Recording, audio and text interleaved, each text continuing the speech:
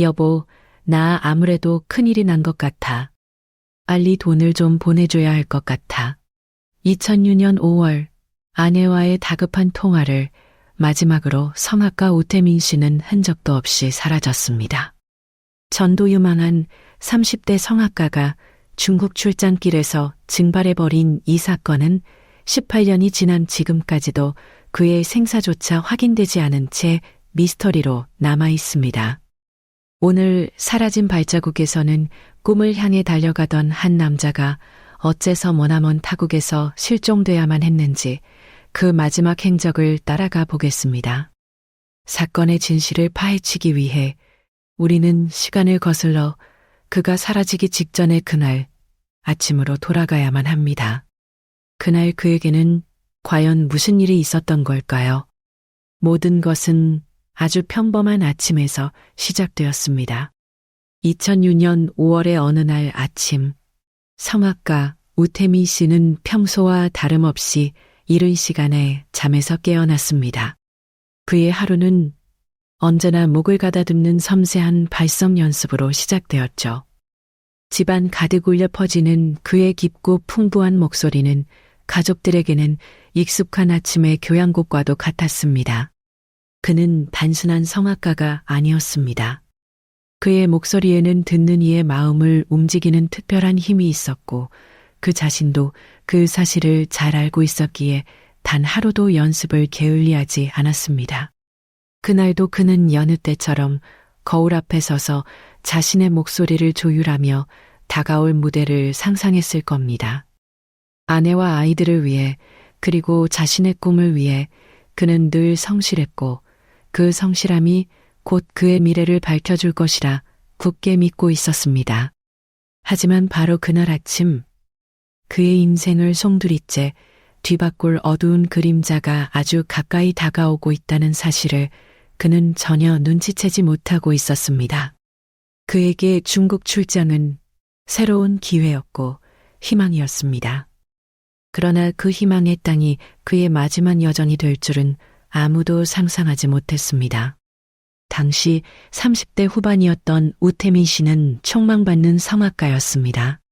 풍부한 성량과 뛰어난 곡 해석 능력으로 클래식계에서 주목받는 인재였죠.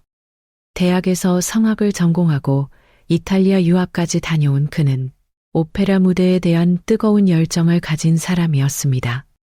주변 사람들은 그를 무대에 서기 위해 태어난 사람이라고 평할 정도였습니다. 그의 아내는 남편이 연습에 몰두할 때면 숨소리조차 내지 않고 그의 노래를 감상하는 것이 일상이었다고 회상합니다. 그는 다정다감한 남편이자 자랑스러운 아빠였습니다. 아무리 늦게 귀가해도 잠든 아이들의 얼굴을 한참이나 들여다보고 아내에게는 늘 고마움을 표현하는 따뜻한 사람이었죠. 그런 그에게 중국 출장은 단순한 공연 이상의 의미를 가졌습니다. 국내 무대를 넘어 더 넓은 세계로 나아가기 위한 중요한 발판이었기 때문입니다. 그는 이번 출장을 통해 자신의 실력을 인정받고 가족들에게 더 나은 미래를 선물해 줄 수 있을 것이라는 희망에 부풀어 있었습니다. 그러나 그 희망이 클수록 그가 마주하게 될 절망의 그림자는 더욱 짙고 어둡게 드리워지고 있었습니다. 같은 시각 서울의 또 다른 곳에서는 우태민 씨의 오랜 친구이자 이번 중국 출장의 동행인 김 씨가 분주하게 짐을 꾸리고 있었습니다.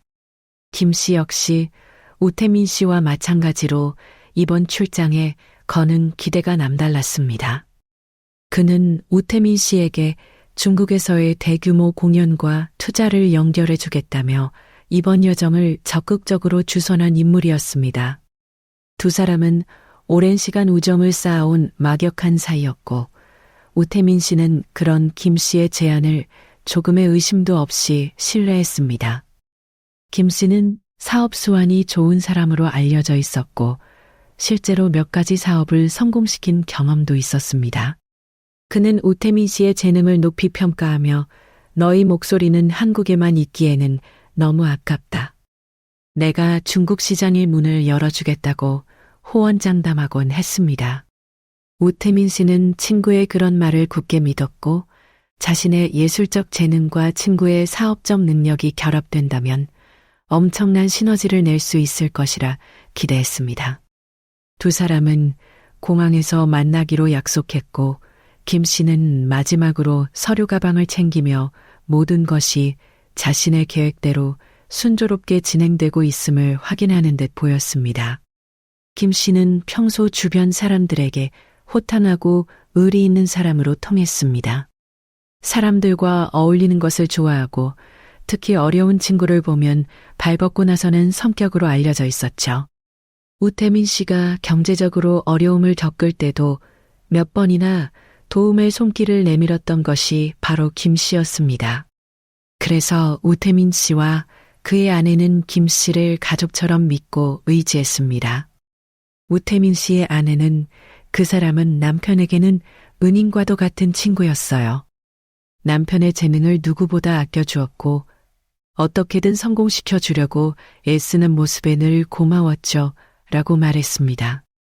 김 씨는 이번 중국 출장에 대해 아주 유력한 투자자들이 우태민의 목소리에 반했다. 이번 계약만 성사되면 앞으로 몇 년간은 돈 걱정 없이 음악에만 전념할 수 있을 것이라며 우태민 씨를 설득했습니다. 그의 말에는 강한 자신감이 넘쳤고 그 자신감은 우태민 씨의 마음에 있던 작은 불안감마저 지워버리기에 충분했습니다.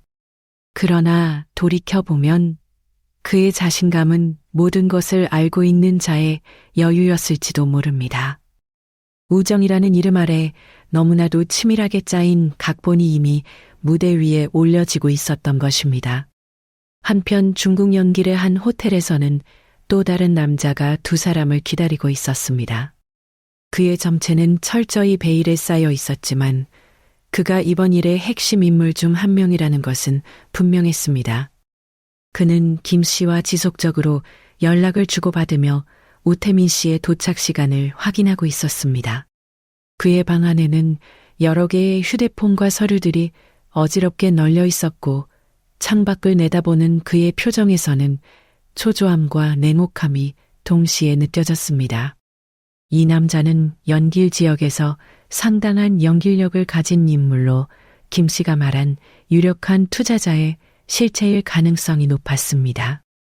하지만 그의 사업은 정상적인 범주와는 거리가 멀었고 그의 주변에는 항상 위험한 인물들이 맴돌았습니다. 우태민 씨는 자신이 만나게 될 사람이 어떤 인물인지 그리고 그 만남이 어떤 결과를 초래할지 전혀 알지 못한 채 그저 부푼 꿈을 안고 중국으로 향하고 있었습니다. 연길의 남자는 담배 연기를 길게 내뿜으며 이제 곧 도착할 사냥감을 기다리고 있었습니다. 그에게 우태민이라는 성악가는 그저 이용 가치가 있는 상품에 불과했을지도 모릅니다. 우태민 씨는 평소에도 아끼는 만년필과 가족 사진이 담긴 지갑을 늘 품에 지니고 다녔습니다.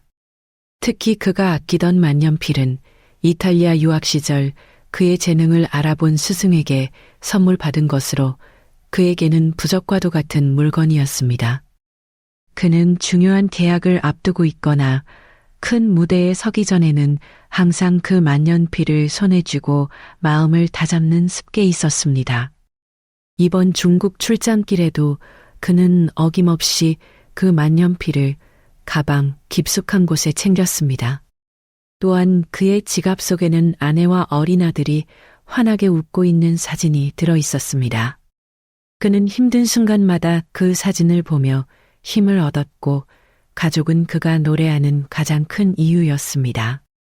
이 두 가지 물건, 즉 그의 꿈과 열정을 상징하는 만년필과 그의 삶의 이유인 가족 사진은 훗날 그의 마지막 흔적을 찾는데 중요한 단서가 될 것이라고는 당시에 그는 상상조차 하지 못했습니다. 그는 그저 이 소중한 물건들을 챙기며 성공적으로 출장을 마치고 돌아와 가족의 품에 안길 순간만을 그리고 있었습니다. 하지만 그의 바람과는 달리 그 물건들은 주인을 잃은 채 차가운 증거물로 남겨질 운명이었습니다. 우태민 씨와 김 씨 두 사람은 단순한 친구 사이를 넘어 서로의 미래를 함께 꿈꾸는 사업적 동반자 관계였습니다. 우태민 씨는 자신의 예술적 재능을, 김 씨는 자신의 사업적 수완을 투자하여 우태민이라는 발렌드를 세계적인 수준으로 키워보자는 공동의 목표를 가지고 있었죠. 그들은 함께 공연을 기획하고 투자자를 물색하며 지난 몇 달간 밤낮 없이 머리를 맞대었습니다. 김 씨는 우태민 씨에게 우리는 단순한 친구가 아니야. 서로의 인생을 책임진 형제나 마찬가지지. 나만 믿어라고 말하며 끈끈한 유대감을 강조하곤 했습니다. 우태민 씨는 그런 김 씨의 말을 전적으로 신뢰했습니다. 자신의 성공이 곧 친구의 성공이 될 것이고 친구의 도움이 없었다면 자신은 결코 이렇게 큰 기회를 잡지 못했을 것이라고 생각했습니다. 이처럼 깊은 신뢰와 우정으로 맺어진 관계였기에 우태민 씨는 김 씨가 제안한 중국 출장에 대해 한치의 의심도 품지 않았습니다. 그는 가장 믿었던 친구와 함께 꿈을 이루기 위한 여정을 떠난다고 생각했지만 안타깝게도 그 여정의 끝에는 배신이라는 끔찍한 함정이 파헤쳐져 있었습니다. 인천국제공항 출국장으로 향하는 두 사람의 모습은 여느 해외 출장객과 다를 바 없었습니다. 우태민 씨는 아내와 아이들에게 다정한 작별 인사를 남기고 김 씨와 함께 비행기에 올랐습니다. 비행기가 이륙하고 창밖으로 한국 땅이 점점 작아지는 것을 보며 우태민 씨는 만감이 교차했을 겁니다. 자신의 목소리가 더 넓은 세상에 울려 퍼질 것이라는 기대감과 동시에 처음으로 떠나는 중국 출장에 대한 약간의 긴장감도 느꼈을 것입니다. 김 씨는 그런 우태민 씨의 어깨를 두드리며 긴장할 것 없어. 모든 건 내가 다 알아서 할 테니 넌 무대에서 최고의 모습만 보여주면 되라며 그를 안심시켰습니다. 두 사람은 비행기 안에서 앞으로의 계획에 대해 이야기를 나누었고 우태민 씨는 중국어로 된 간단한 인사말을 연습하기도 했습니다. 모든 것이 순조로워 보였습니다. 하지만 그 순간에도 보이지 않는 곳에서는 그들의 운명을 결정지을 톱니바퀴가 서서히 그리고 무섭게 돌아가고 있었습니다. 그들이 탄 비행기는 꿈의 무대를 향해 날아가는 것이 아니라 다시는 돌아올 수 없는 미지의 세계로 그를 이끌고 있었습니다. 하지만 출국 직전 우태민 씨의 아내는 남편의 표정에서 순간적으로 스쳐 지나가는 어두운 그림자를 보았다고 합니다. 늘 자신감 넘치고 긍정적이던 남편이었지만 그날따라 유난히 말수가 적고 무언가 깊은 생각에 잠긴 듯 보였다는 것이죠. 아내가 무슨 걱정 있어요? 라고 묻자 우태민 씨는 애써 미소를 지으며 아니야, 그냥 좀 피곤해서 그래. 큰 계약을 앞두고 있으니 긴장도 되고라며 얼버무렸습니다. 그러나 그의 눈빛은 무언가에 쫓기는 사람처럼 불안해 보였습니다. 아내는 그저 중요한 일을 앞둔 남편의 예민함이려니 하고 대수롭지 않게 넘겼지만 그 순간의 불안한 느낌은 오랫동안 뇌리에서 떠나지 않았다고 합니다. 어쩌면 우태민 씨는 본능적으로 무언가 잘못돼 가고 있음을 감지했는지도 모릅니다.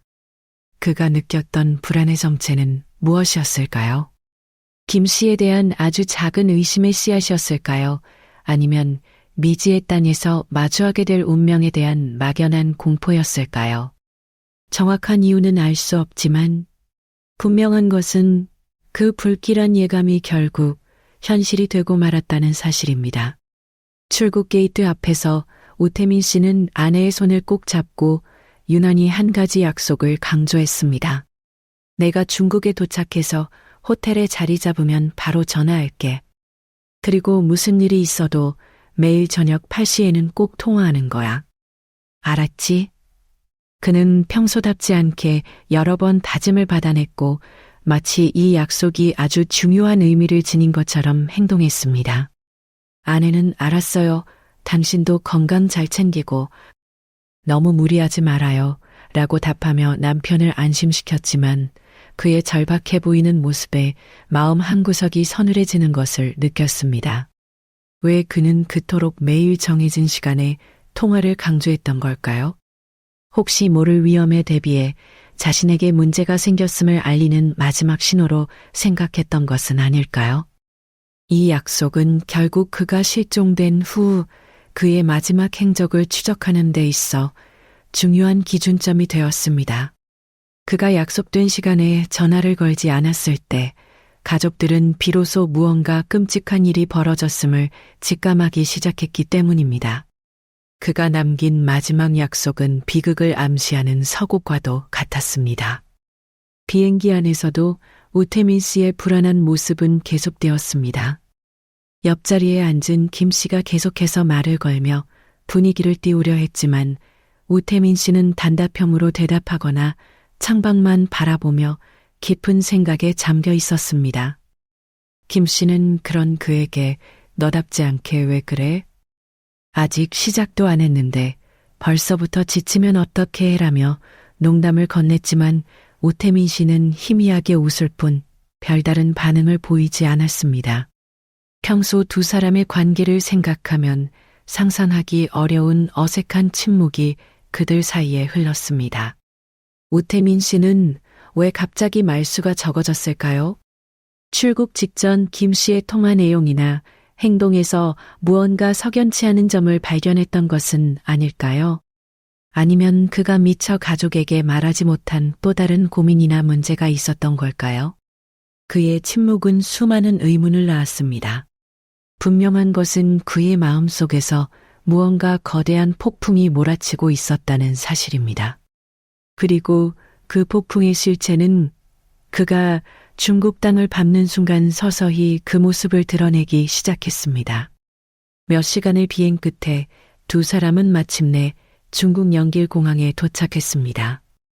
낯선 공기와 사람들, 모든 것이 새롭고 이국적인 풍경 속에서 우태민 씨는 잠시나마 긴장을 풀고 주변을 둘러보는 듯 했습니다. 김 씨는 익숙하게 택시를 잡고 미리 예약해둔 호텔로 향했습니다. 호텔로 가는 내내 김 씨는 연길의 발전상에 대해 늘어놓으며 우태민 씨의 기분을 풀어주려 애썼습니다. 봐, 여기가 바로 기회의 땅이야. 네 목소리가 이곳에 울려 퍼질 거라고 생각해봐.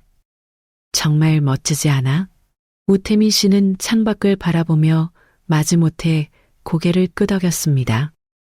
호텔에 도착한 시간은 현지 시각으로 오후 늦은 시간이었습니다. 두 사람은 각자의 방을 배정받고 잠시 휴식을 취하기로 했습니다. 우태민 씨는 방에 들어서자마자 아내와의 약속을 지키기 위해 전화기를 들었습니다. 한국에 있는 가족에게 무사히 도착했다는 소식을 전하는 그의 목소리에는 안도감과 피곤함이 섞여 있었습니다. 하지만 이것이 가족과 나눈 마지막 평온한 대화가 될 줄은 그 자신도 알지 못했습니다. 당시 우태민 씨는 깔끔한 비즈니스 캐주얼 차림이었습니다. 그는 감색 재킷에 흰색 셔츠 그리고 베이지색 면바지를 입고 있었습니다. 장시간의 비행에도 흐트러짐 없는 그의 모습은 중요한 계약을 앞둔 사람의 긴장감과 설렘을 동시에 보여주는 듯 했습니다. 그의 손에는 낡은 가죽 서류 가방이 들려 있었는데 그 안에는 공연에 필요한 악보들과 계약 관련 서류들이 들어 있었습니다. 김 씨는 그보다 좀 더 편안한 차림새였지만 그의 눈빛은 사업가의 날카로움으로 번뜩이고 있었습니다. 호텔 로비에서 두 사람의 모습을 기억하는 직원은 키가 크고 인상이 좋은 남자, 우태민과 그보다는 체격이 작지만 아주 활기차 보이는 남자 김 씨였다. 두 사람은 한국말로 대화를 나누었는데 분위기는 나쁘지 않아 보였다고 증언했습니다. 이 증언은 그들이 호텔에 도착할 때까지만 해도 겉으로 보기에는 아무런 문제가 없었음을 시사합니다. 하지만 이 평온함은 폭풍전야의 고요함에 불과했습니다. 보이지 않는 곳에서 그들을 오감의 거미줄은 이미 촘촘하게 쳐지고 있었습니다. 호텔에 도착한 후 두 사람의 행동에서 첫 번째 이상한 점이 포착됩니다. 호텔 직원의 증언에 따르면 로비에서 체크인을 기다리던 중 김 씨가 잠시 밖으로 나가 누군가와 심각한 표정으로 통화를 했다는 것입니다. 그는 주변을 의식하는 듯 몸을 돌려 낮은 목소리로 빠르게 무언가를 말했고 이따금씩 짜증 섞인 표정을 짓기도 했습니다. 통화를 마친 후 로비로 돌아온 김 씨의 얼굴은 딱딱하게 굳어 있었습니다. 우태민 씨가 무슨 일이야? 라고 묻자 김 씨는 아니, 투자자 쪽에서 일정이 조금 변경될 수도 있다고 해서 별일 아니야 라고 둘러댔지만 그의 말투는 어딘지 부자연스러웠습니다. 이 짧은 통화는 무엇이었을까요? 정말 단순한 일정 조율이었을까요? 아니면 모든 계획을 움직이는 보이지 않는 손과의 마지막 교신이었을까요? 이 통화 이후 김 씨의 행동은 더욱 주도면밀해지기 시작했습니다. 그는 우태민 씨의 곁을 잠시도 떠나지 않으려 했고 마치 감시하는 듯한 인상마저 주었습니다. 우태민 씨는 친구의 이런 변화를 눈치챘을까요? 눈치챘다면 그는 과연 어떤 생각을 했을까요? 이 소설은 두 번째 이상 행동은 호텔 방에서 벌어졌습니다. 잠시 휴식을 취한 뒤 저녁 식사를 위해 밖으로 나가려던 참이었습니다. 김 씨가 갑자기 오늘 만나기로 한 투자자들이 시내 중심가의 한 식당으로 장소를 바꿨다고 연락이 왔어. 지금 바로 거기로 가야 해 라고 말했습니다. 원래 계획은 호텔 근처에서 간단히 식사를 하고 다음 날 투자자들을 만나기로 되어 있었습니다. 갑작스러운 계획 변경에 우태민 씨는 당황하며 이렇게 갑자기 미리 연락도 없이 라고 물었지만 김 씨는 중국에서는 이런 일이 비일비재해. 중요한 사람들이라 우리가 맞춰야지. 어서 준비해라며 서두를 것을 재촉했습니다. 그의 태도는 너무나도 단호했고 더 이상 질문을 허용하지 않는 분위기였습니다. 이 갑작스러운 계획 변경은 사전에 치밀하게 계획된 함정의 일부였습니다. 그들이 향하기로 한 장소는 번화한 식당이 아니라 인적이 드문 외곽의 어느 건물이었을 가능성이 높습니다. 김 씨는 친구를 안전하고 익숙한 공간에서 벗어나 자신의 통제하에 있는 낯선 장소로 유인하고 있었던 것입니다. 김 씨가 갑작스럽게 약속 장소를 변경한 이유는 무엇이었을까요? 훗날 경찰 수사 과정에서 확보된 그의 통화 기록 일부가 그 실마리를 제공합니다. 그가 호텔 로비에서 통화했던 상대방은 영길 현지의 범죄 조직과 연계된 인물이었습니다. 통화 내용에는 아직 준비가 덜 됐다. 원래 장소는 눈에 띄기 쉬우니 다른 곳으로 유인해라는 지시가 담겨 있었습니다. 이 기록은 김 씨가 처음부터 우태민 씨를 해할 의도를 가지고 계획적으로 움직였음을 명백히 보여주는 증거입니다. 그가 말한 투자자는 존재하지 않았으며 모든 것은 우태민 씨를 납치하거나 제거하기 위해 꾸며낸 거짓말이었던 것입니다. 우태민 씨는 가장 믿었던 친구가 자신을 사지로 몰아넣고 있다는 사실을 꿈에도 모른 채 그저 성공적인 계약을 위해 비즈니스 파트너의 변덕을 맞춰주는 것이라 생각했을 겁니다. 우정이라는 가면 뒤에 숨겨진 추악한 진실이 서서히 그의 목을 조여오고 있었습니다. 이 통화 기록은 사건의 전모를 파헤치는데 결정적인 역할을 했지만 안타깝게도 너무 늦게 발견되었습니다.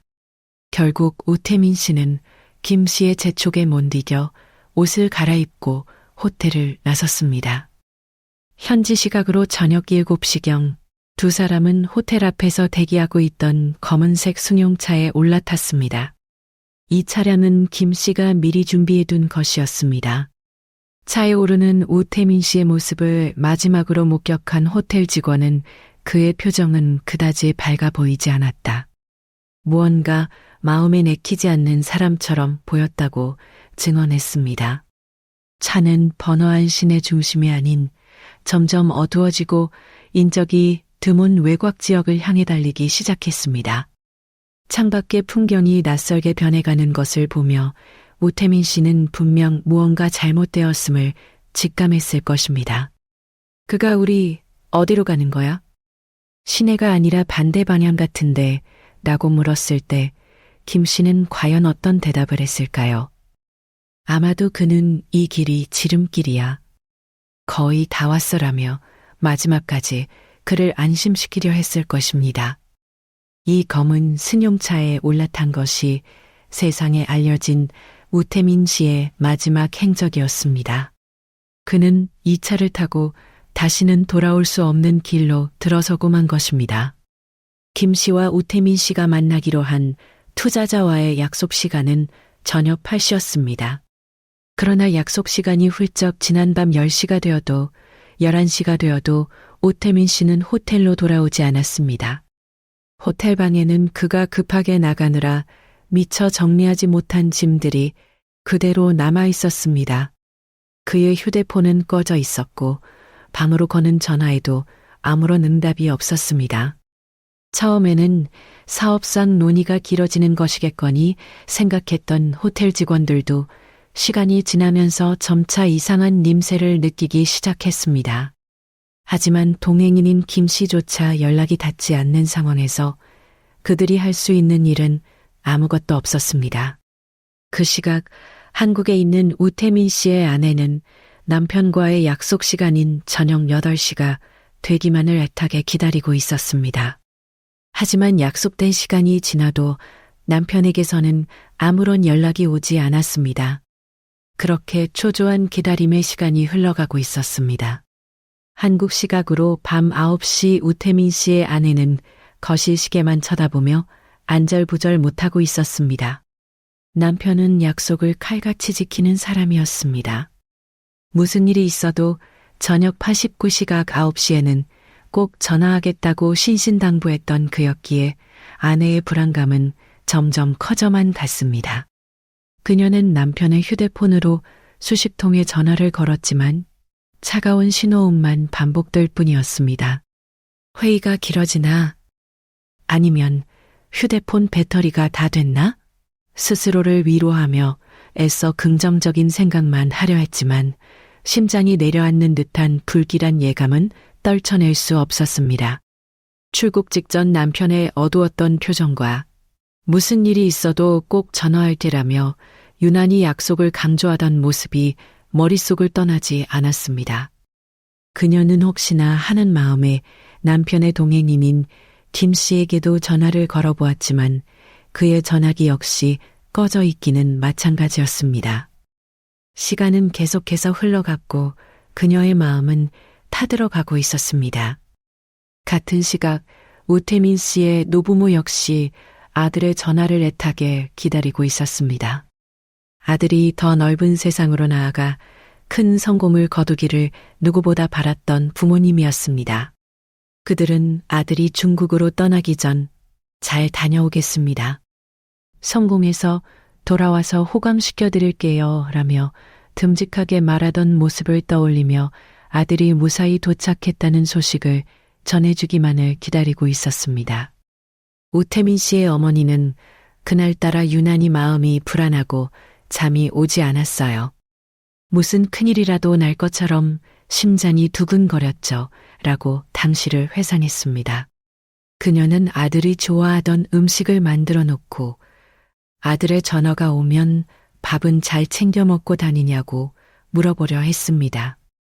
하지만 전화는 끝내 오지 않았고 그들이 아들과 나눈 마지막 대화는 공항에서의 짧은 작별 인사가 되고 말았습니다.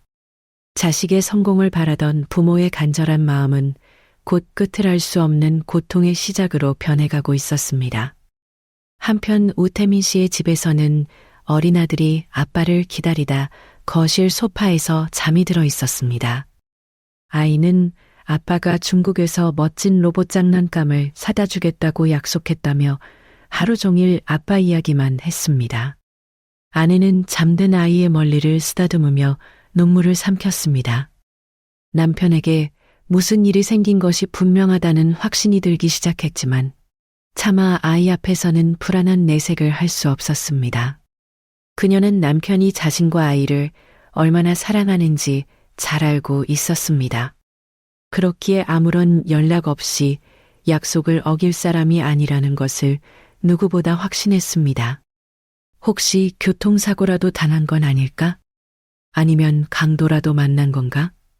온갖 끔찍한 상상들이 꼬리에 꼬리를 물고 그녀를 괴롭혔습니다. 그녀는 거실 불도 끄지 못한 채 밤새 현관문 쪽만 하염없이 바라보았습니다. 어쩌면 지금이라도 남편이 미안 일이 늦게 끝났어라며 웃으며 들어올 것만 같았습니다. 하지만 그 기다림은 헛된 희망이었습니다. 밤이 깊어지고 새벽이 밝아왔지만 남편의 소식은 여전히 들려오지 않았습니다. 한국 시각으로 새벽 6시가 되었을 때 아내는 더 이상 기다릴 수만은 없다고 판단했습니다.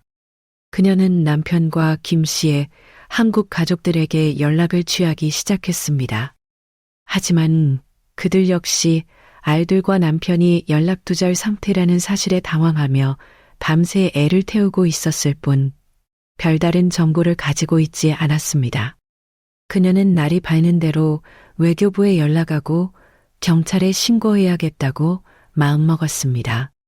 남편이 사라진 낯선 땅, 그곳에서 홀로 어떤 위험에 처해 있을지 모른다는 생각에 가슴이 미어져 내렸습니다. 그녀는 남편을 찾기 위해서라면 무슨 일이든 할 각오가 되어 있었습니다.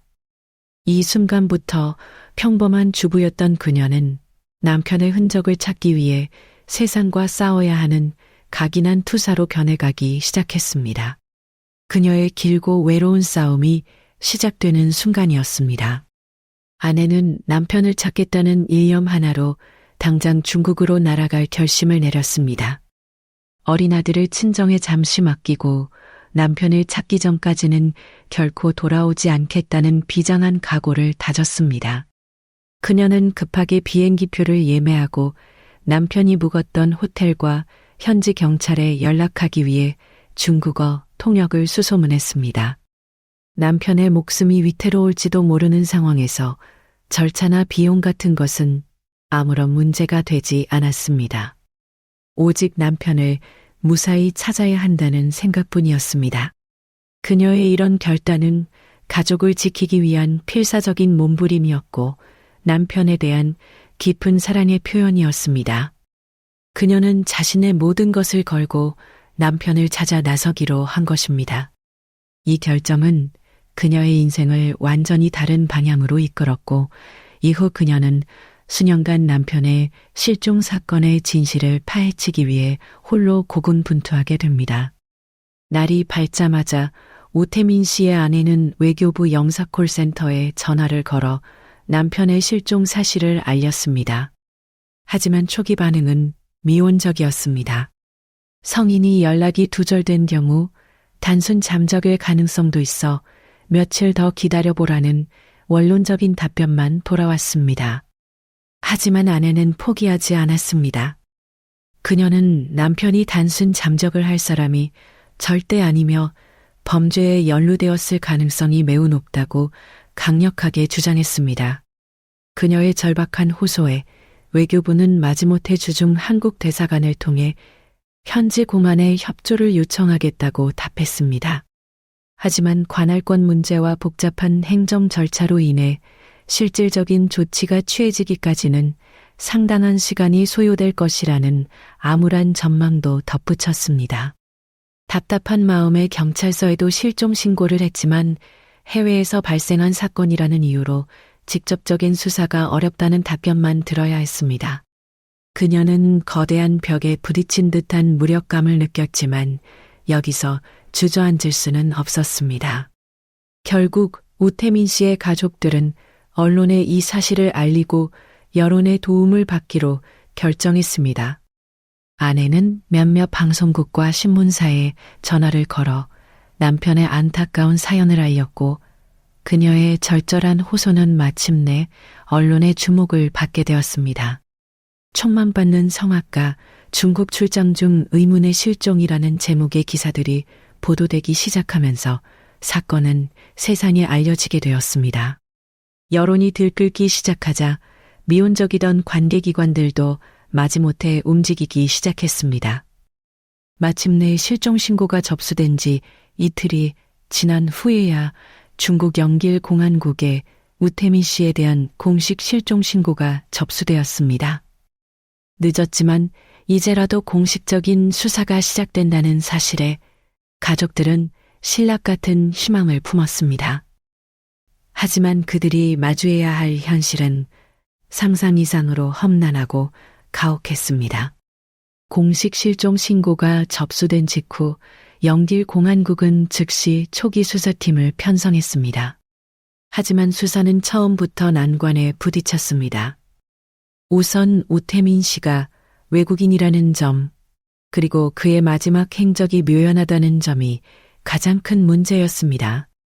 수사팀은 그가 묵었던 호텔을 중심으로 탐문 수사를 시작했지만 호텔 직원들의 증언 외에는 이렇다 할 단서를 찾지 못했습니다. 그와 함께 호텔을 나섰던 동행인 김 씨의 행방 또한 오리무중이었습니다.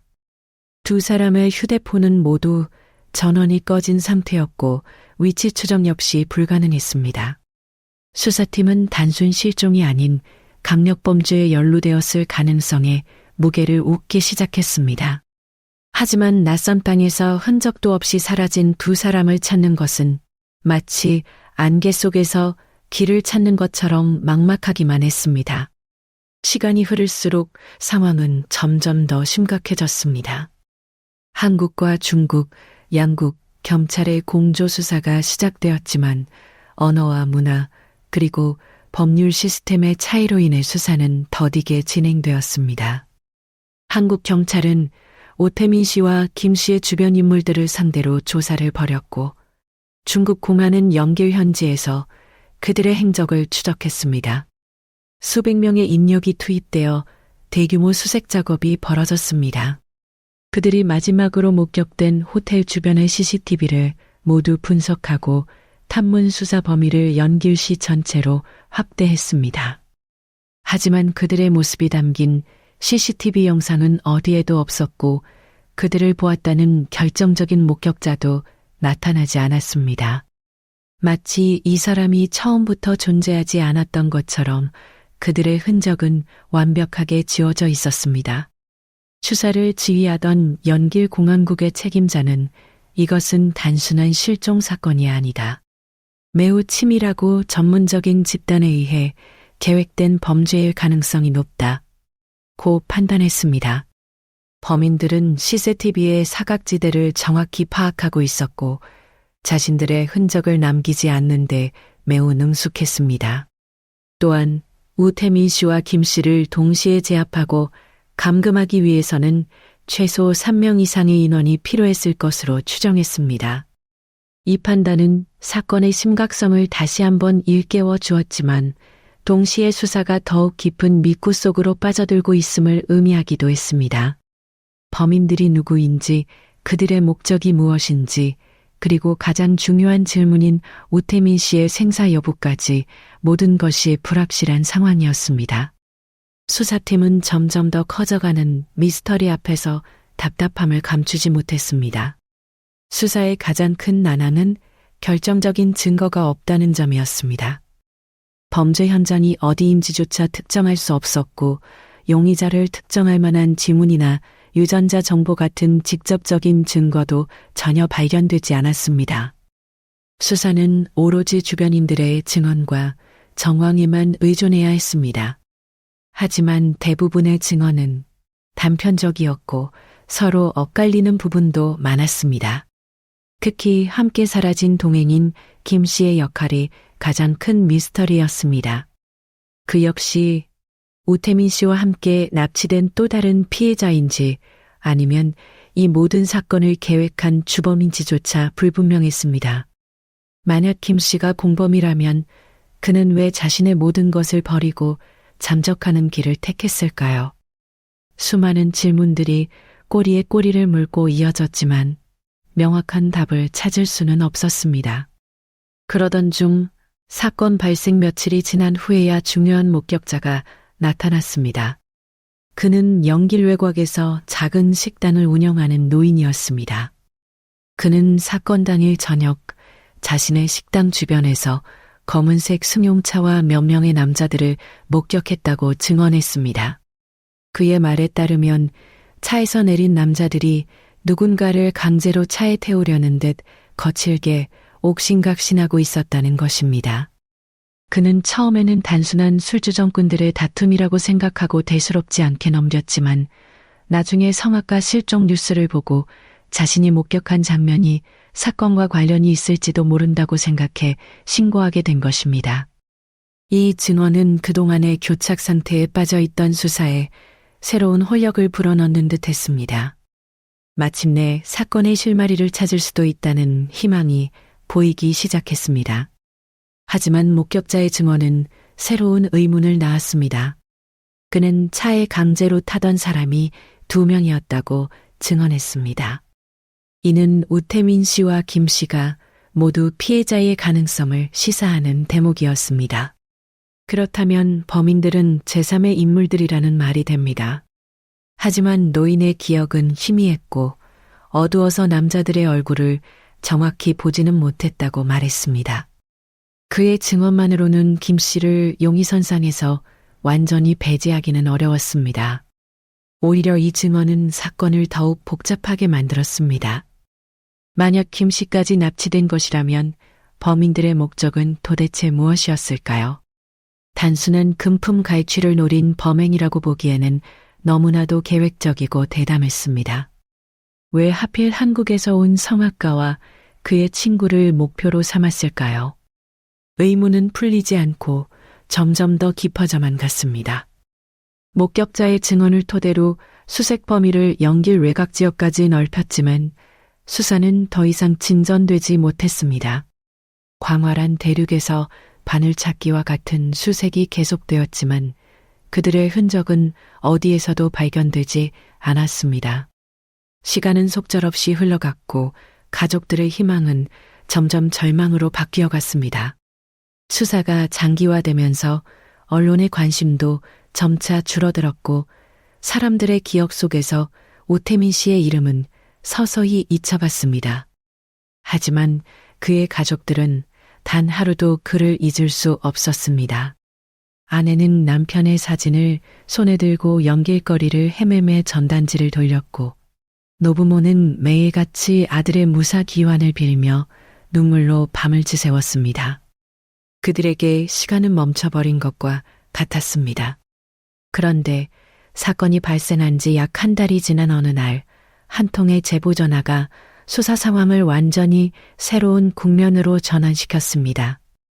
연길에서 약 50km 떨어진 시골 마을의 한 농부가 자신의 밭 근처 강가에서 주인을 알 수 없는 가방 하나를 발견했다는 것이었습니다.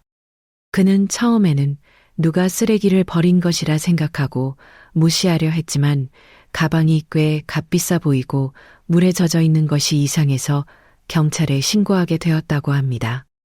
이 우연한 발견이 밑굿에 빠졌던 사건에 굳게 닫힌 문을 여는 첫 번째 열쇠가 될 줄은 아무도 예상하지 못했습니다.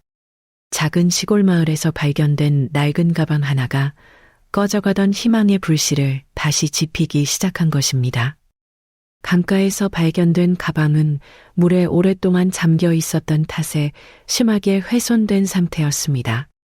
가죽은 퉁퉁 불어 있었고 곳곳이 긁히고 찢어져 있었습니다.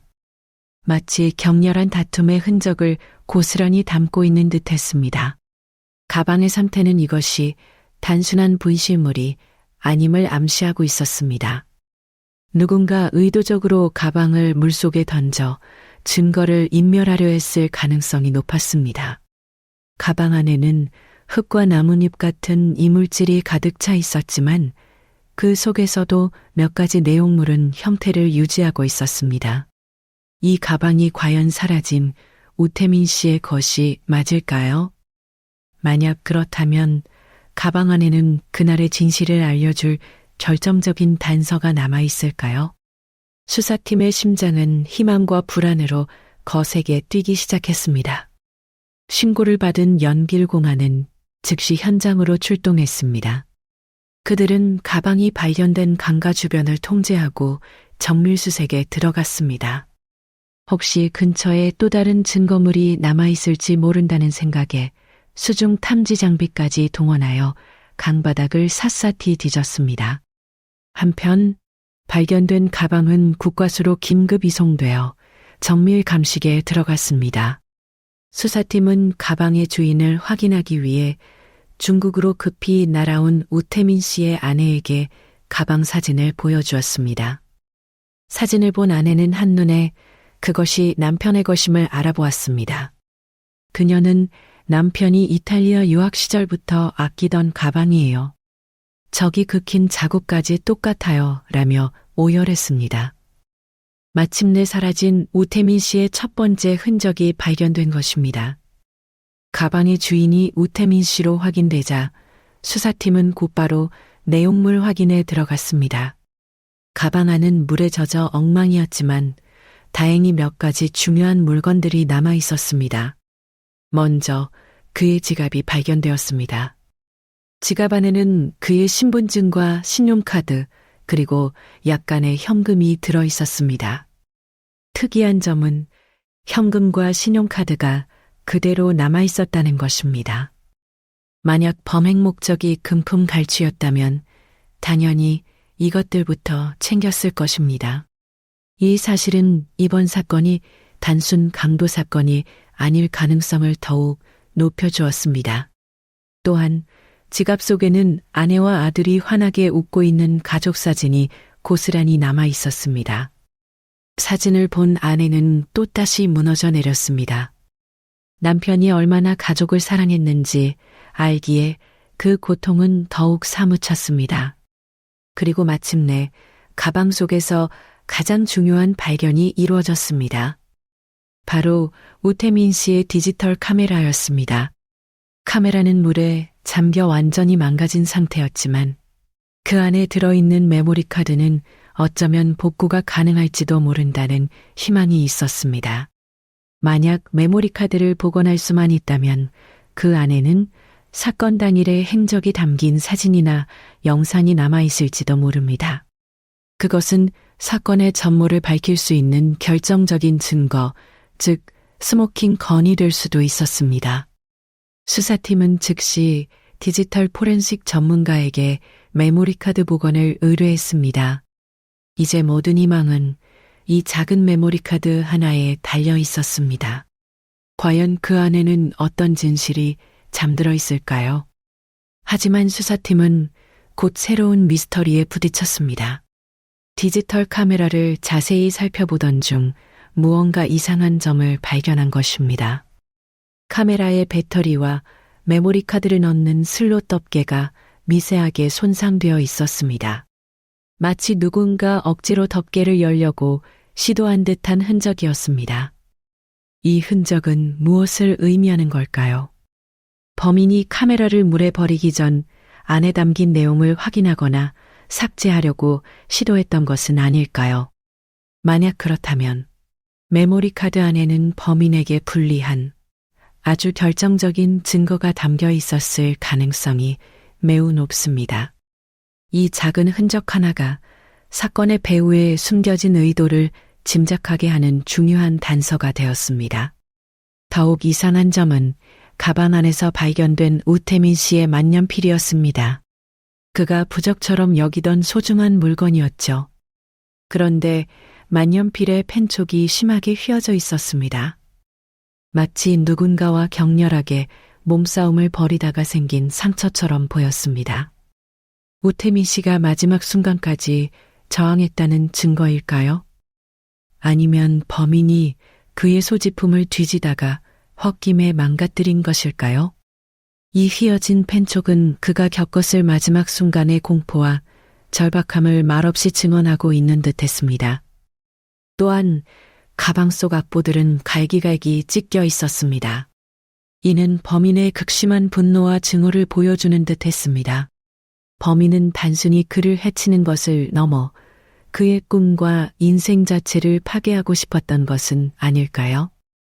현장 추가 수색에서는 또 다른 발견이 있었습니다. 가방이 발견된 곳에서 약 10m 떨어진 숲을 속에서 담배꽁초 몇 개가 발견된 것입니다. 그런데 이 담배는 한국에서는 판매되지 않은 중국 현지에서만 유통되는 특정 브랜드의 담배였습니다. 유전자 감식 결과 담배꽁초에서는 2명의 남성 DNA가 검출되었습니다. 하지만 이 DNA는 사라진 우태민 씨나 김 씨의 것과 일치하지 않았습니다. 이는 사건 현장에 최소 2명 이상의 제3자가 개입했다는 명백한 증거였습니다. 마침내 범인들의 실체에 한 걸음 더 다가서는 순간이었습니다. 이제 이 DNA의 주인을 찾아내는 것이 수사의 새로운 목표가 되었습니다. 발견된 증거들은 사건의 실마리를 제공했지만 동시에 더 깊은 의문들을 낳았습니다. 범인들은 왜 현금과 신용카드에는 손을 대지 않았을까요? 그들의 목적은 돈이 아니었다면 도대체 무엇이었을까요? 왜 그토록 필사적으로 카메라 속 내용을 확인하려 했을까요? 그리고 담배꽁초에서 발견된 DNA의 주인은 누구이며 그들은 우태민 씨 그리고 김 씨와 어떤 관계였을까요? 김 씨는 여전히 피해자일까요? 아니면 이 모든 것을 계획한 공범일까요? 수많은 질문들이 안개처럼 피어올랐고 진실은 여전히 그 너머에 가려져 있었습니다. 사건은 점점 더 복잡하고 미꾸 속으로 빠져드는 듯 했습니다. 남편의 유류품이 발견되었다는 소식에 아내와 가족들은 한편으로는 희망을, 다른 한편으로는 극심한 불안감을 느껴야 했습니다. 남편이 살아있다는 증거일 수도 있지만 동시에 끔찍한 일을 당했다는 증거일 수도 있었기 때문입니다. 그들은 매일같이 뉴스를 확인하며 디지털 카메라 메모리 카드의 복원 결과가 나오기만을 애타게 기다렸습니다. 어쩌면 그 안에 남편의 마지막 모습이 담겨 있을지도 모른다는 생각에 잠을 이룰 수 없었습니다. 희망과 불안이 교차하는 하루하루는 그들에게 너무나도 길고 고통스러운 시간이었습니다. 그들은 제발 남편이 무사하기만을, 이 끔찍한 악몽이 빨리 끝나기만을 간절히 기도했습니다. 가족들과 수사팀의 모든 기대는 이제 디지털 카메라의 메모리 카드에 쏠려 있었습니다. 과연 그 작은 칩 안에 사건의 진실을 풀어줄 비밀의 열쇠가 숨어 있을까요? 만약 복원에 성공한다면 우리는 그날의 진실에 한 걸음 더 다가갈 수 있을 것입니다. 하지만 만약 복원에 실패한다면, 혹은 그 안에 아무런 단서도 남아있지 않다면 사건은 이대로 영원히 미꾸 속에 묻히게 될지도 모릅니다. 모두가 숨을 죽이고 디지털 포렌식 전문가의 손끝에서 기적이 일어나기만을 기다리고 있었습니다. 그 결과가 희망이 될지 아니면 더 큰 절망이 될지는 아무도 알 수 없었습니다. 며칠간의 기다림 끝에 마침내 국과수로부터 연락이 왔습니다. 디지털 카메라, 메모리 카드 복원 작업이 거의 마무리 단계에 접어들었다는 소식이었습니다. 심하게 손상되었지만 최고의 전문가들이 밤낮 없이 매달린 결과 일부 데이터를 복원하는데 성공했다는 것입니다. 수사팀은 즉시 복원된 데이터를 넘겨받기 위해 국과수로 향했습니다. 차 안의 공기는 무겁게 가라앉아 있었습니다. 과연 메모리 카드 속에는 어떤 장면이 담겨 있을까요? 그토록 찾아 헤매던 진실의 조각이 이제 곧 세상의 모습을 드러내려 하고 있었습니다. 모두의 시선이 작은 모니터 하나에 집중되었습니다. 디지털 포렌식 전문가팀은 며칠 밤낮으로 복원 작업에 매달렸습니다. 물에 잠겨 부식된 메모리 카드를 복원하는 것은 매우 섬세하고 어려운 작업이었습니다. 아주 작은 실수 하나에도 데이터가 영원히 사라질 수 있기 때문입니다. 전문가들은 특수 약품 처리와 정밀한 장비를 이용하여 손상된 데이터를 한 조각 한 조각 되살려냈습니다. 그들의 이마에는 땀방울이 송골송골 맺혀 있었고 눈은 붉게 충혈되어 있었습니다. 하지만 그들은 포기하지 않았습니다. 이 작은 메모리 카드에 한 가족의 운명이 걸려 있다는 것을 잘 알고 있었기 때문입니다. 그리고 마침내 그들의 노력이 결실을 맺는 순간이 다가왔습니다. 복원에 성공했습니다. 복원팀장의 외침에 모두가 안도의 한숨을 내쉬었습니다.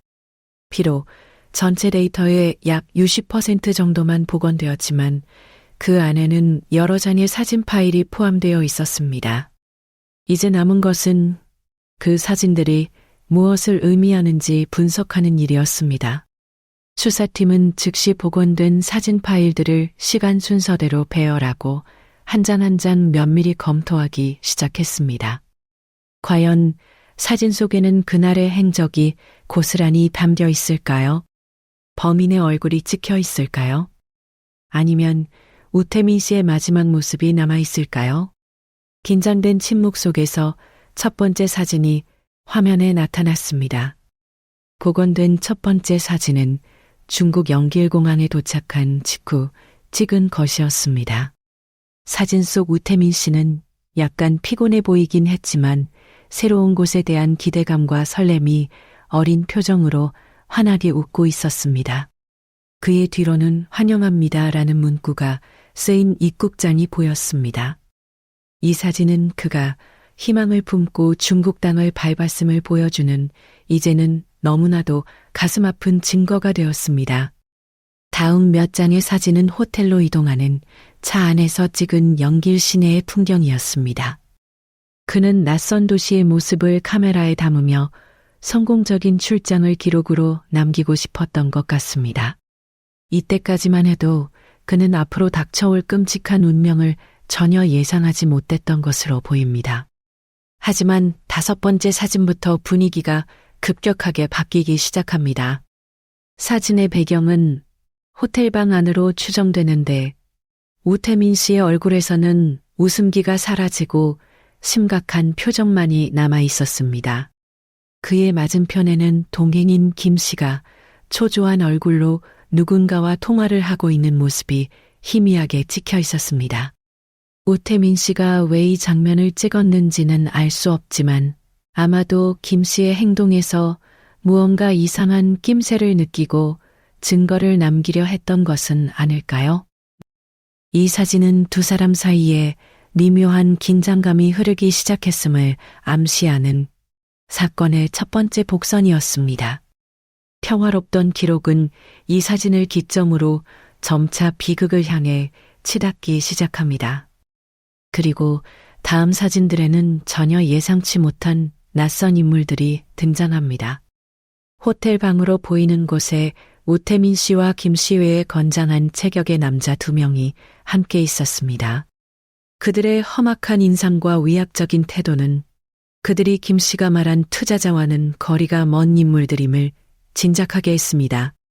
사진 속 우태민 씨는 소파 구석에 앉아 굳은 표정으로 그들을 바라보고 있었고 김 씨는 그들 옆에 서서 무언가 변명하듯 열심히 손짓을 섞어가며 이야기하고 있었습니다.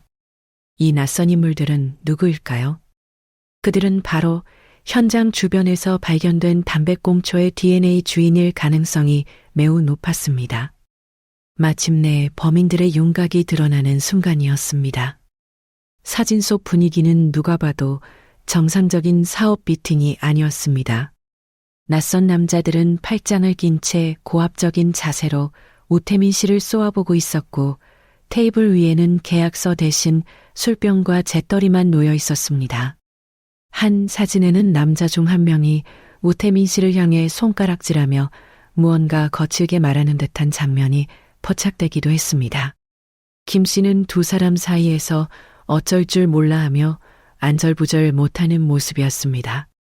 이 사진들은 우태민 씨가 감금된 상태에서 협박을 받고 있었음을 명백히 보여주고 있었습니다. 그가 느꼈을 공포와 절망이 사진을 뚫고 나오는 듯 했습니다. 대체 그들은 우태민 씨에게 무엇을 원했던 걸까요? 7번째 사진에서는 갈등이 최고조에 달한 듯한 장면이 담겨 있었습니다. 낯선 남자 한 명이 우태민 씨의 멱살을 잡고 거칠게 흔들고 있었고 우태민 씨는 고통스러운 표정으로 저항하고 있었습니다. 김 씨는 그런 그들을 말리려는 듯 손을 뻗고 있었지만 다른 남자가 그의 어깨를 잡고 막아서는 모습이었습니다. 이 사진은 우태민 씨가 단순한 협박을 넘어 물리적인 폭행까지 당했음을 보여주는 충격적인 증거였습니다. 우정으로 포장된 출전은 결국 폭력과 협박이 난무하는 끔찍한 비극으로 변질되고 만 것입니다. 대체 무슨 이유로 그는 머나먼 타국에서 이런 끔찍한 일을 당해야만 했던 걸까요? 그리고 마지막으로 복원된 사진은 너무나도 충격적이었습니다. 사진은 심하게 흔들려 초점이 맞지 않았지만 한 남자가 의자로 보이는 둔기로 누군가를 내려치려는 듯한 모습이 흐릿하게 담겨 있었습니다. 바닥에는 사람이 쓰러져 있는 듯한 형체도 보였습니다. 이것이 우태민 씨가 마지막으로 찍은 사진일까요? 아니면 그가 폭행당하는 장면을 다른 누군가가 찍은 것일까요? 정확한 상황을 파악하기는 어렵지만 이 사진이 끔찍한 폭력 행위의 마지막 순간을 담고 있다는 것만은 분명했습니다. 이 사진을 끝으로 메모리 카드의 기록은 더 이상 남아있지 않았습니다. 어쩌면 이 장면 이후 우태민 씨에게 돌이킬 수 없는 비극이 닥쳤을지도 모릅니다. 이 마지막 사진은 보는 이들을 깊은 충격과 슬픔에 빠뜨렸습니다. 사진 분석 전문가들은 사진 속 낯선 남자들의 얼굴을 확대하고 다양한 각도에서 분석하여 신원을 파악하는 데 주력했습니다. 다행히 사진의 화질이 비교적 선명하여 얼굴 대조 작업은 순조롭게 진행되었습니다. 중국 공안은 자신들이 관리하던 범죄자 데이터베이스와 사진을 대조한 결과 마침내 그들의 신원을 특정하는 데 성공했습니다. 그들은 영길 지역을 기반으로 활동하는 한 범죄 조직의 조직원들이었습니다. 즉시 두 사람에 대한 전국적인 수배령이 내려졌습니다. 동시에 사진 속에서 범인들과 함께 있었던 김 씨 역시 피해자가 아닌 이 사건의 핵심 용의자로 전환되어 국제적인 수배 명단에 오르게 되었습니다. 이제 끈질긴 추적 끝에 범인들의 꼬리가 잡히기 시작한 것입니다. 사진들은 많은 것을 알려주었지만 여전히 풀리지 않는 의문들도 남겼습니다. 사진 속 낯선 인물들은 누구이며 무슨 목적으로 우태민 씨를 협박하고 폭행했던 걸까요? 김 씨는 왜 친구를 배신하고 그들을 끌어들였을까요? 그들의 진짜 목적은 무엇이었을까요? 수사팀은 이 사건의 배후에 단순한 금전 문제가 아닌 훨씬 더 복잡하고 추악한 동기가 숨겨져 있을 것이라고 추정했습니다. 이제 남은 과제는 붙잡힌 용의자들의 입을 열어 사건의 내막을 밝혀내는 것이었습니다. 하지만 그들은 이미 흔적도 없이 잠적한 후였고 그들을 찾는 것은 또 다른 시작에 불과했습니다. 사건이 새로운 국면을 맞이하던 중 결정적인 제보자가 나타났습니다. 그는 자신을 김 씨의 옛 사업 파트너라고 소개하며 이번 사건의 내막을 알고 있다고 주장했습니다. 그는 자신의 신변 보호를 조건으로 경찰에 모든 사실을 털어놓기로 결심했습니다. 김 씨가 처음부터 우태민 씨를 이용할 생각이었다. 이번 중국 출장은 공연 계약이 아니라 더 어려운 거래를 위한 미끼였다고 폭로했습니다. 그의 증언은 그동안의 모든 의문을 풀어줄 마지막 퍼즐 조각이었습니다. 내부 고발자의 등장은 꽁꽁 숨겨져 있던 사건의 추악한 진실을 세상 밖으로 끄집어내는 계기가 되었습니다. 내부 고발자의 증언에 따르면 김 씨는 오래전부터 심각한 도박 빚에 시달리고 있었다고 합니다. 그는 빚을 갚기 위해 사채업자들에게 손을 벌렸고 눈덩이처럼 불어난 빚은 그의 목을 조여오고 있었습니다. 연길의 범죄 조직은 바로 김 씨에게 돈을 빌려준 사채업자들이었습니다. 그들은 빚을 갚지 못하는 김 씨에게 한국에서 돈이 될 만한 사람을 데려오라. 그러면 빚을 탕감해주겠다는 위험한 제안을 했습니다. 여기서 돈이 될 만한 사람이란 바로 장기밀매의 대상을 의미하는 끔찍한 은어였습니다. 김 씨는 자신의 빚을 해결하기 위해 가장 친한 친구인 우태민 씨를 제물로 바치기로 결심했던 것입니다. 더욱 충격적인 사실은 우태민 씨가 범죄 조직에게 더욱 매력적인 목표물이었다는 점이다. 그는 성악가로서 평소 철저한 자기관리를 통해 매우 건강한 신체를 유지하고 있었습니다. 범죄 조직은 그의 건강 상태에 대한 정보를 미리 입수했고 그의 장기가 높은 가격에 거래될 수 있을 것이라고 판단했습니다. 김 씨는 그들에게 우태민 씨의 건강검진 기록까지 넘겨주며 거래를 성사시키기 위해 적극적으로 협력했습니다. 성악가라는 그의 직업이 역설적으로 그를 죽음의 구렁텅이로 몰아넣는 비극적인 이유가 되고 만 것입니다. 우정이라는 이름으로 행해진 배신은 상상을 초월할 정도로 잔혹하고 끔찍했습니다. 김 씨가 그토록 끔찍한 범죄에 친구를 끌어들인 이유는 결국 돈 때문이었습니다. 그는 수년간 여러 사업에 손을 떼지만 번번이 실패했고 마지막에는 불법 도박에까지 손을 대며 돌이킬 수 없는 빚더미에 올라앉았습니다. 그는 우태민 씨의 성공을 시기하고 질투하면서도 그의 재능을 이용해 자신의 재기를 도모하려 했습니다. 하지만 정상적인 방법으로는 큰 돈을 만질 수 없다고 판단한 그는 결국 가장 쉽고 빠른 그러나 가장 비인간적인 방법을 택한 것입니다. 그는 자신의 안위와 욕심을 위해 수십 년간 쌓아온 친구와의 우정을 헌신짝처럼 버렸습니다. 인간의 탐욕이 얼마나 무서운 결과를 낳을 수 있는지를 보여주는 비극적인 사례였습니다. 내부 고발자의 증언에 따르면 김 씨가 끌어들인 범죄 조직은 영기를 중심으로 활동하며 청부살인, 장기밀매, 마약 유통 등 온갖 불법적인 일을 저지르는 악명 높은 집단이었습니다. 그들은 점조직 형태로 움직이며 매우 치밀하게 범행을 계획하기 때문에 현지 공안조차 그들의 실체를 파악하는 데 어려움을 겪고 있었습니다. 그들은 이미 여러 건의 유사한 범죄를 저질렀지만 시신조차 발견되지 않은 경우가 대부분이었습니다. 우태민 씨는 바로 이 무자비한 범죄 집단의 새로운 희생양이 될 운명이었던 것입니다. 그가 마주해야 했던 공포는 우리가 상상하는 것 이상으로 끔찍하고 거대했습니다. 내부 고발자는 사건 당일의 상황에 대해서도 구체적으로 증언했습니다. 김 씨는 우태민 씨를 호텔방으로 유인한 뒤 미리 대기하고 있던 조직원들을 투자자라고 소개했습니다. 하지만 험악한 분위기와 오가는 거친 대화 속에서 우태민 씨는 무언가 잘못되었음을 직감했다고 합니다. 그는 이게 어떻게 된 일이냐며 김 씨에게 거세게 항의했고 그 과정에서 몸싸움이 벌어졌습니다.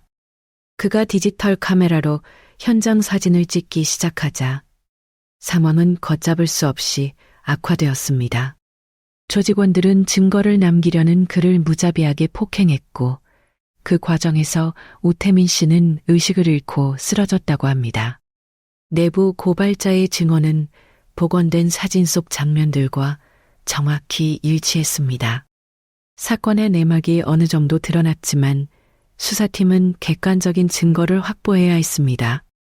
그들은 김 씨의 계좌를 추적했고 그가 출국 직전 거액의 돈을 여러 차례에 걸쳐 인출한 사실을 확인했습니다. 또한 그의 통화 기록에서는 연길 범죄 조직원들과 수십 차례 통화한 내역이 발견되었습니다. 이는 내부 고발자의 증언을 뒷받침하는 강력한 증거가 되었습니다. 김 씨는 자신의 알리바이를 만들기 위해 마치 자신도 피해자인 것처럼 꾸미려 했지만 그의 모든 행동은 결국 자신의 범행을 입증하는 증거가 되어 돌아왔습니다. 그의 치밀한 계획은 결국 자신의 꼬리를 잡는 덫이 되고 만 것입니다. 모든 증거와 증언을 종합하여 수사팀은 마침내 사건의 전모를 재구성할 수 있었습니다. 김 씨는 도박 빚을 탕감받기 위해 친구인 우태민 씨를 중국의 장기 밀매 조직에게 넘기기로 계획했습니다.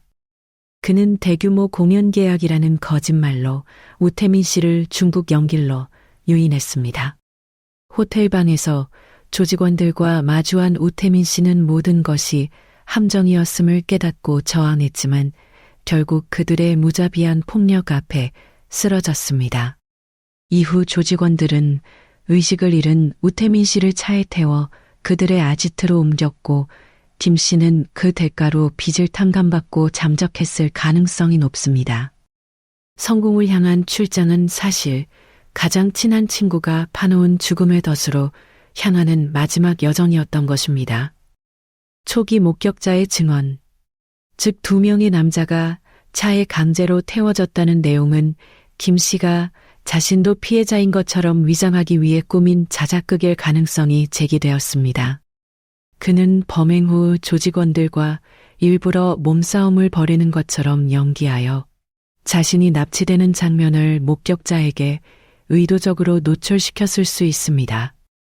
이는 수사에 혼선을 주고 자신을 용의선상에서 제외시키기 위한 교활한 속임수였던 것입니다. 또한 내부 고발자의 등장으로 사건의 내막이 드러나면서 그동안 김 씨를 옹호했던 일부 주변인들의 증언도 거짓이었음이 밝혀졌습니다. 그들은 김 씨의 부탁을 받거나 혹은 회유를 당해 수사팀에게 의도적으로 거짓 정보를 흘렸던 것입니다. 이처럼 사건은 처음부터 끝까지 김 씨의 치밀한 계획과 거짓말로 뒤덮여 있었습니다. 사건은 이대로 미제로 묻힐 뻔했습니다. 주범 김 씨와 영길의 범죄 조직원들은 모두 잠적했고 우태민 씨의 생사조차 확인할 수 없는 상황이 수년간 지속되었습니다. 가족들의 고통은 깊어만 갔고 세상의 관심도 점차 희미해졌습니다. 그런데 사건이 발생한 지 5년이 지난 어느 날 중국의 다른 도시에서 불법 체류자 신분으로 검거된 한 남자가 자신이 영길 성악가 실종 사건의 진실을 알고 있다고 고백했습니다. 그는 바로 사진 속에 등장했던 범죄 조직원 중 한 명이었습니다. 그는 다른 범죄로 수감되어 중형을 선고받게 되자 형량을 감경받기 위해 과거의 범행을 털어놓기로 결심했던 것입니다. 그의 고백으로 멈춰있던 사건의 시계가 다시 움직이기 시작했습니다. 하지만 그의 고백에는 한계가 있었습니다. 그는 자신이 우태민 씨를 폭행하고 납치한 사실은 인정했지만 가장 중요한 부분, 즉 우태민 씨를 어디로 데려갔으며 지금 그는 어떻게 되었는가라는 질문에는 끝까지 입을 열지 않았습니다. 그는 나는 지시를 받고 사람을 넘겼을 뿐 그 이후의 일은 모른다. 진실을 말하면 조직이 내 가족을 가만두지 않을 거이라며 함구했습니다. 그의 고백은 사건의 실체를 확인시켜 주었지만 정작 피해자의 생사라는 핵심적인 미스터리는 해결하지 못했습니다. 결국 그는 납치 및 폭행 혐의로 추가 기소되어 가중 처벌을 받았지만 사건의 완전한 진실은 다시 어둠 속에 갇히고 말았습니다. 너무나도 긴 시간이 흘러버렸습니다. 이 서설은 열세말년이라는 시간은 사건의 흔적들을 대부분 지워버렸습니다. 공범들은 여전히 잡히지 않았고 주범 김 씨의 행방 또한 묘연합니다. 그는 아마도 다른 이름과 얼굴로 어딘가에서 살아가고 있을지도 모릅니다. 중국 공안은 수사를 종결하지는 않았지만 사실상 개점 휴업 상태에 들어갔습니다. 새로운 증거나 제보가 나타나지 않는 한 더 이상의 수사 진전은 기대하기 어려운 상황입니다. 결국 한 사람의 인생을 송두리째 파괴한 이 끔찍한 범죄는 범인들이 제대로 된 처벌을 받지 않은 채 미완의 사건으로 남게 될 가능성이 높아졌습니다. 남겨진 가족들의 고통은 현재 진행형입니다. 아내는 남편이 언젠가 돌아올 것이라는 희망을 버리지 못한 채 여전히 그를 기다리고 있습니다. 아빠의 얼굴조차 기억하지 못하는 아들은 이제 늙름한 청년으로 성장했습니다. 노부모는 아들의 이름을 부르다 지쳐 깊은 한숨과 눈물로 세월을 보내고 있습니다. 그들에게 18년이라는 시간은 멈춰버린 것이나 다름없습니다. 생사라도 알 수 있다면, 그래서 죽었다면 뼈라도 거두고 살아있다면 어떻게든 만날 수 있다면 소원이 없겠다는 가족들의 절규는 듣는 이의 마음을 너무나도 아프게 합니다. 그들의 상처는 영원히 치유될 수 없을지도 모릅니다. 2025년 현재 성악가 우태민 씨가 실종된 지 18년이 지났습니다. 강산이 2번 가까이 변할 긴 시간 동안 그는 여전히 돌아오지 못하고 있습니다. 이 사건은 우리에게 가장 가까운 사람에 대한 믿음이 얼마나 쉽게 부서질 수 있는지, 그리고 인간의 탐욕이 얼마나 끔찍한 비극을 낳을 수 있는지를 보여줍니다. 가장 친한 친구의 손에 이끌려 떠난 꿈의 여정이 결국 돌아올 수 없는 죽음의 길이 되어버린 이 비극 앞에서 우리는 무엇을 생각해야 할까요?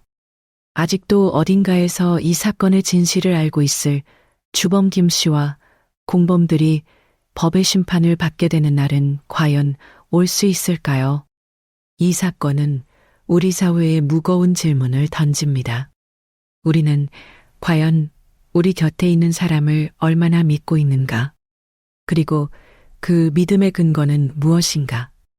또한 국경을 넘어 발생한 강력범죄에 대해 우리의 수사 시스템과 사법공조 체계는 과연 제대로 작동하고 있는가? 라는 질문입니다. 우태민 씨의 비극이 다시는 반복되지 않기 위해서 우리는 이 질문들에 대한 답을 찾아야만 합니다. 잊혀진 사건에 대한 당신의 작은 관심이 어딘가에 숨어 있을 진실을 밝히는데 큰 힘이 될 수 있습니다. 사라진 사람들의 흔적을 쫓고 잊혀진 진실을 이야기하는 사라진 발자국입니다. 당신의 관심이 미제 사건을 해결하는 결정적인 단서가 될 수 있습니다. 끝까지 함께 해주셔서 감사합니다. Google Search Suggestion Display of Search Suggestion Display of Search is required when using grounding with Google Search. Learn more. 성악가 우태민 중국 실종 사건. 우태민 실종 사건. 전말 2006년 중국 영길 성악가 실종. 우태민 안의 인터뷰. 미제 사건 성악가 우태민.